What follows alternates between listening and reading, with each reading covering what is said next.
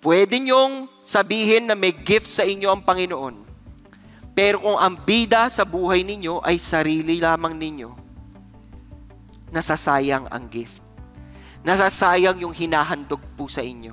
The greatest tragedy is to use your God-given gifts for self-fulfillment. Gusto ko ng gift na ganyan, gusto ko ng gift na ganito. Pero alam niyo ba pinakamagandang gift? Ang pinakamagandang gift, pinaka-nakaka-bless na gift, pinaka-importanting gift, pinaka-importanting regalong binigay po sa atin, walang iba kundi ang Panginoong Jesucristo. Dahil kay Jesus Christ,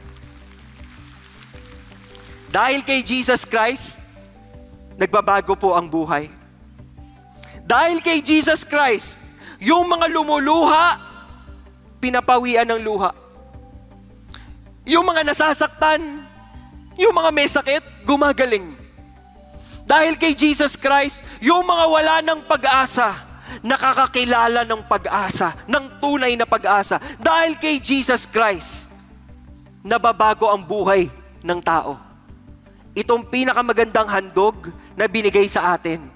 And if you want your gifts to be used, you first have to tell God, Lord, I want Jesus in my life.